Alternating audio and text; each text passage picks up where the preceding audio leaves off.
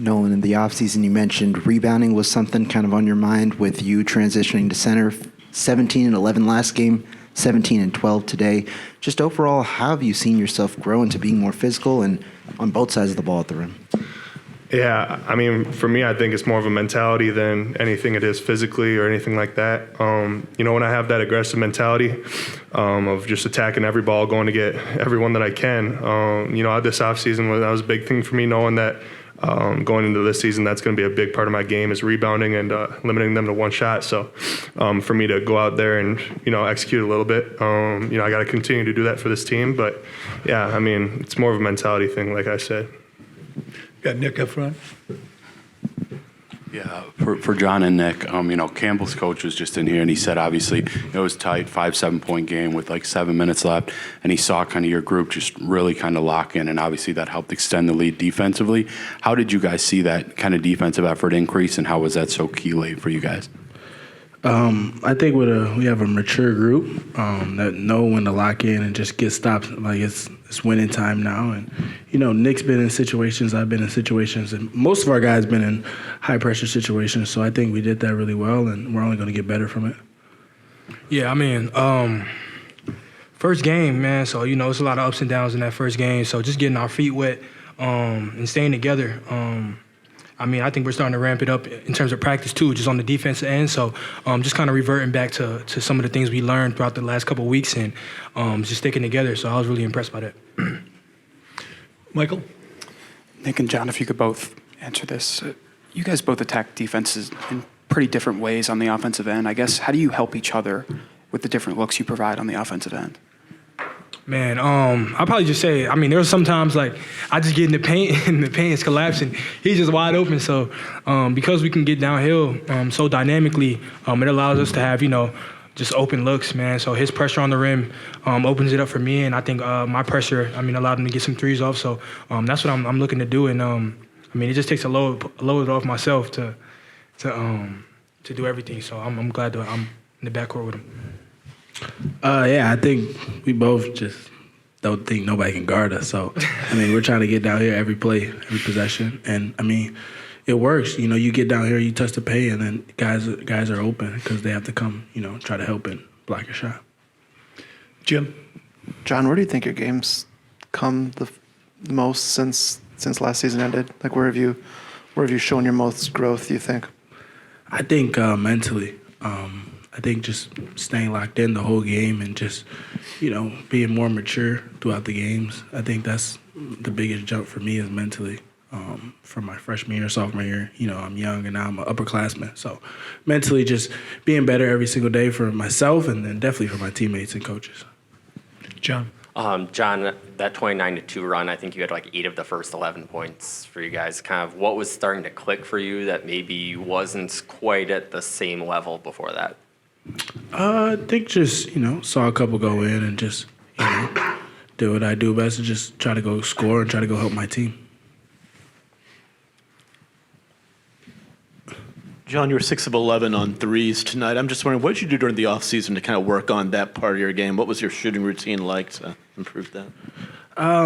Just locked in more on my shot. I think from freshman year to sophomore year, I got more threes up.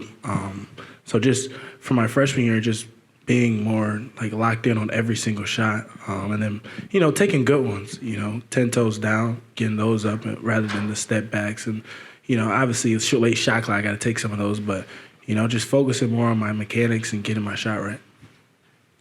Michael?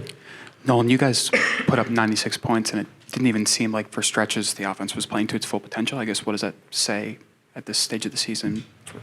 Yeah, I think it says a lot about this group. Like you said, there were definitely some stretches where, we looked a little lost out there. And it's the first game of the season. It's not going to be perfect. It's not going to be, smooth sailing out there. So for us to kind of see a little adversity and fight through it and still put up 96 points, I think it shows a lot about what this group can be and is.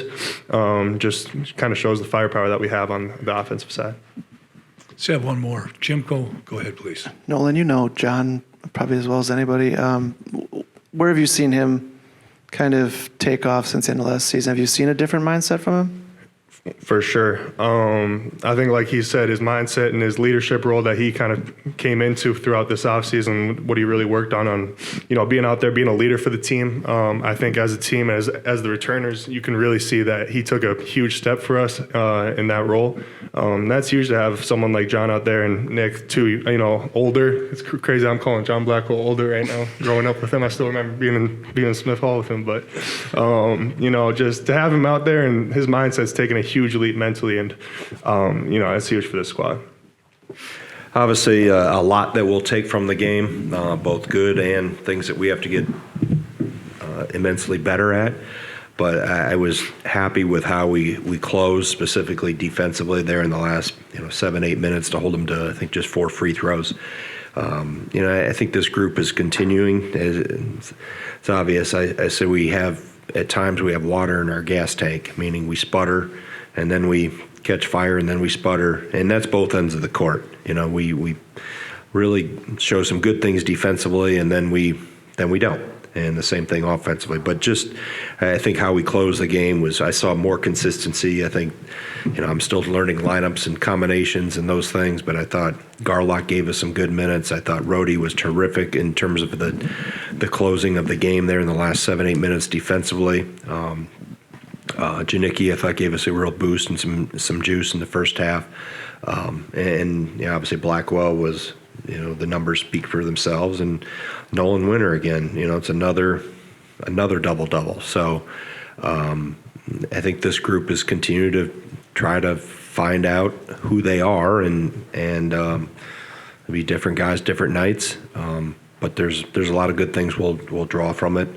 How to close the first half is not one of them. We'll have that on film, I'm sure, but give Campbell, that kid, credit for making a play up the floor. So game 1, and now we absorb this and get ready for next.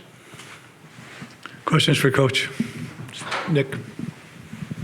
Coach, you talked about that last 7 or 8 minutes. I know your players mentioned it too, but just that defensive intensity that seemed to increase at that moment.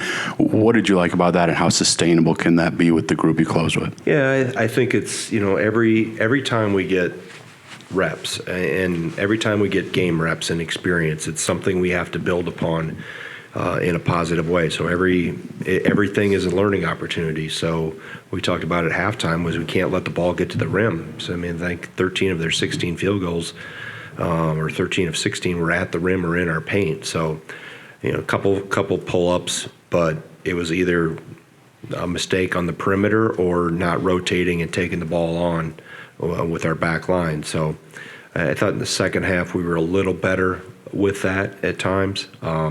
And then down the stretch, we adjusted some things instead of switching with 1 through 4, we went to just stick and stay with our man, and that closed some things up, and they couldn't take advantage as well of their 4 on our guards trying to post, and it helped clean up some of the defensive rebounding.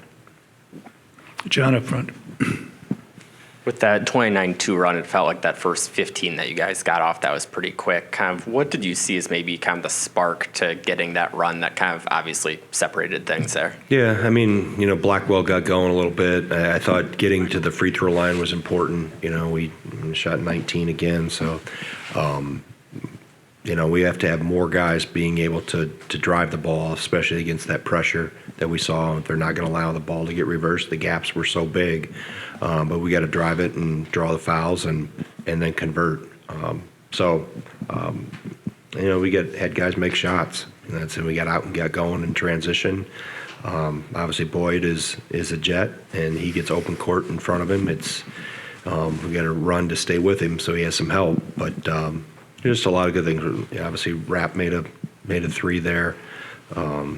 We shared the ball well too. It moved two of those possessions. The ball made it around the horn a couple times, and then I think Blackwell drove baseline, hit Winter coming to the rim. So that's when they started to get in sync, and we're just not completely in sync all the time. Michael? How do you feel Nick and John complement each other with the different ways they attack defenses offensively?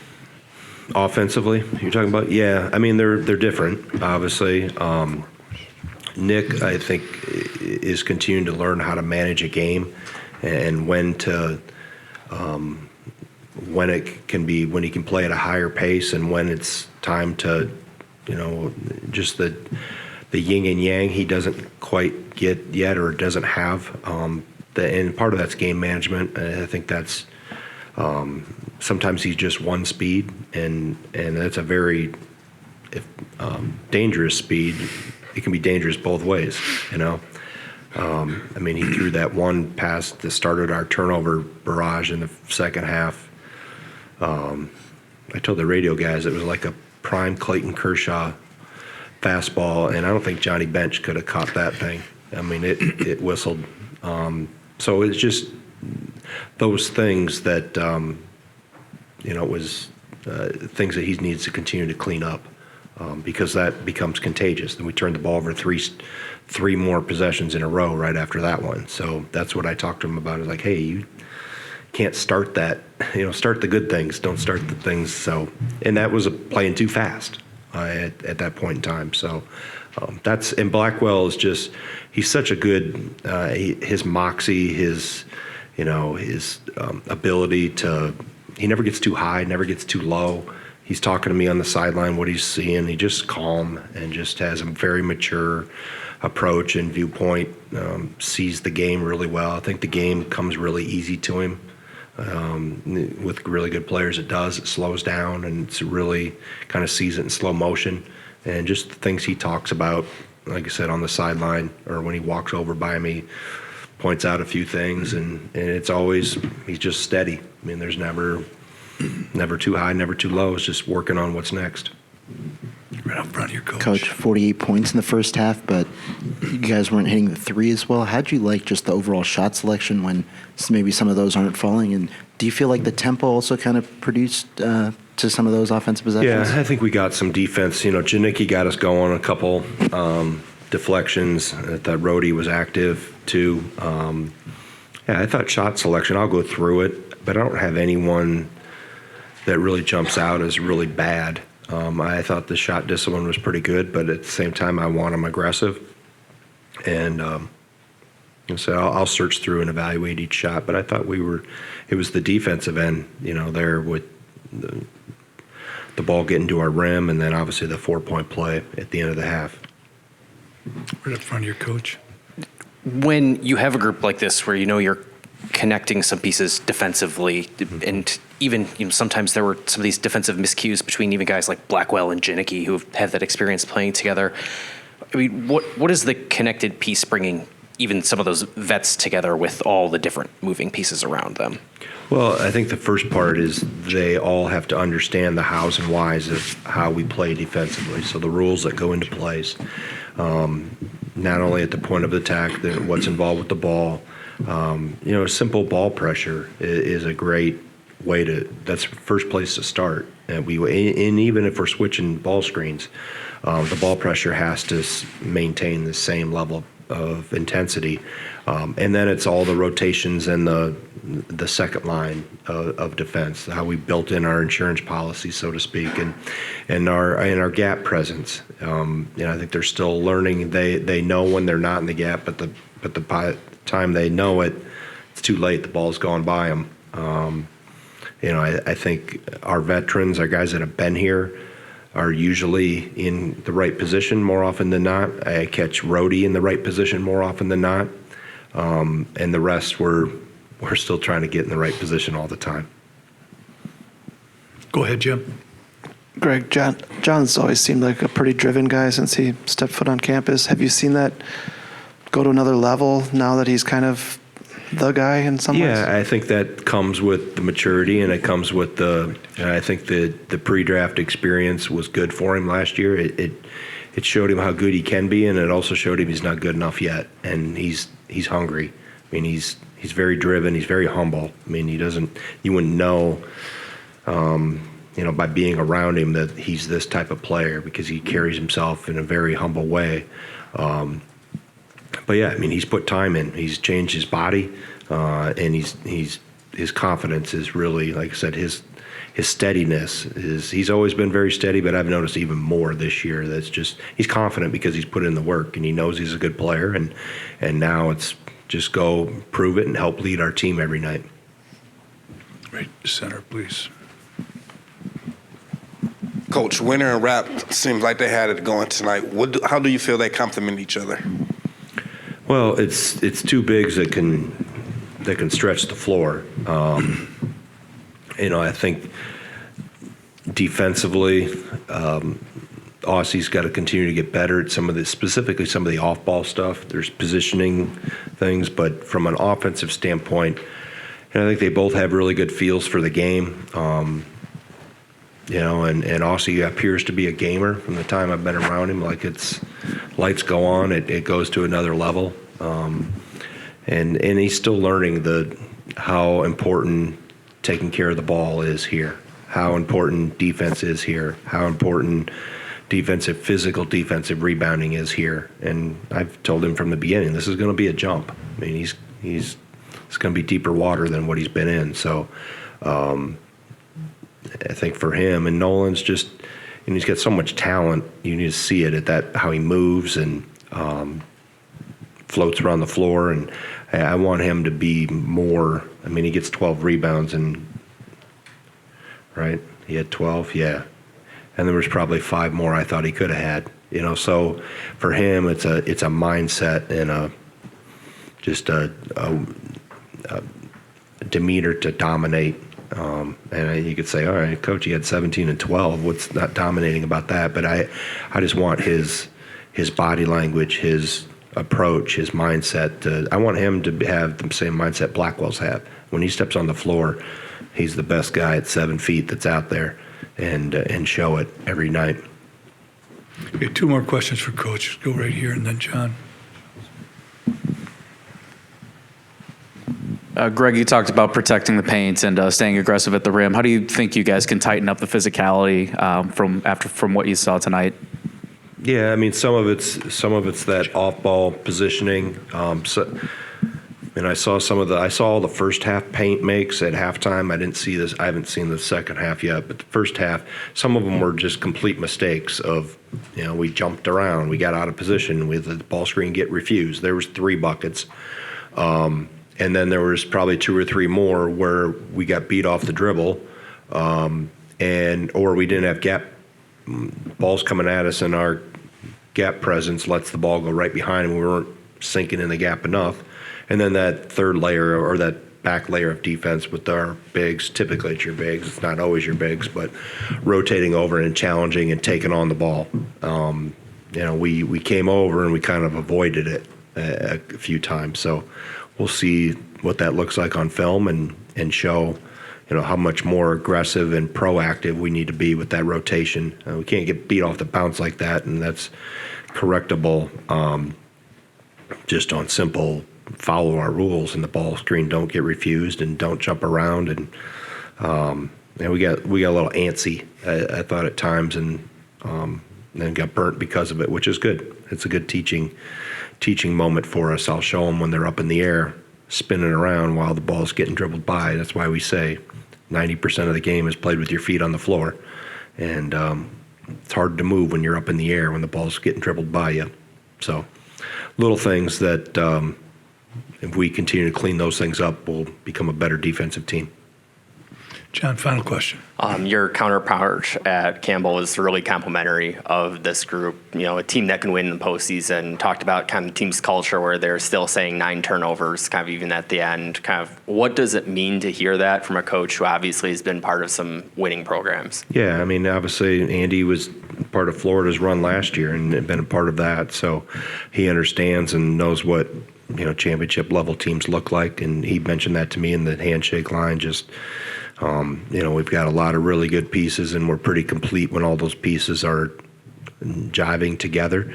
But we got a long ways to go. I mean, we got so many things we got to get better at. And as I've said before, I mean, everyone on the outside is excited about what this team is. I'm excited about what this team isn't. Meaning, there's a lot of things we can get better at, and if we do that, then it gives us, a chance to have a good year.